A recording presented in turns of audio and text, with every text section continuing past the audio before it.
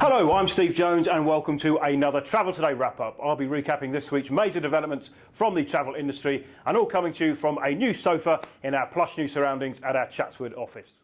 Travel agents received some welcome news this week after learning that they will, after all, receive a refund on BSP bookings they made for Air Australia flights that never took to the air due to the grounding of the airline. Travel Today revealed last week that talks were already underway between the International Air Transport Association and administrators of the failed carrier.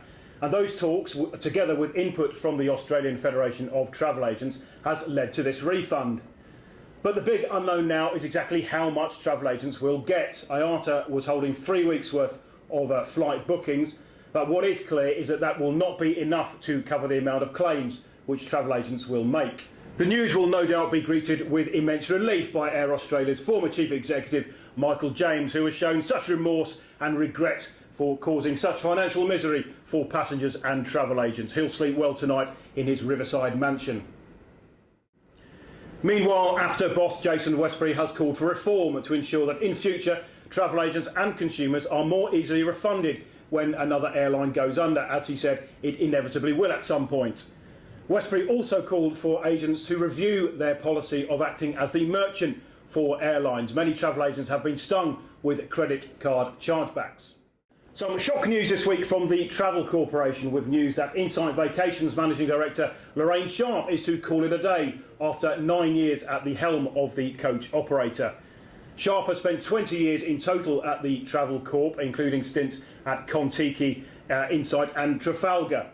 Sharp said she intends to take a career break before pursuing other opportunities. To aviation now, and fuel, that four-letter word which airline executives say through gritted teeth, has been blamed for another profit downgrade by the airline governing body.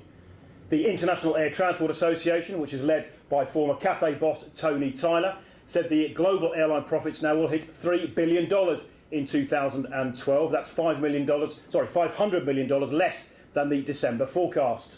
And airlines of a nervous disposition should look away now, because the situation could get a whole lot worse. There are fears that the cost of a barrel of fuel will rise to $150 US, and if that scenario materialises, then the airline industry will see it plummet to $5 billion into the red in 2012. Still with aviation, and the government this week rejected a call by Qantas to hold a review into Virgin Australia's restructure. Qantas said Virgin's plans to remove the foreign ownership shackles of its domestic arm could result in its international operation flouting the Air Navigation Act, which required foreign ownership to be capped at 49%. But the Department of Infrastructure and Transport, which clearly believes Virgin is playing within the rules, said that a review would be inappropriate and unnecessary. That's it for now. Thanks for watching, and for fans of my colleague Anne Majunda, don't fear, she'll be back with me next week with another Travel Today wrap-up. Until then, have a great week and take care.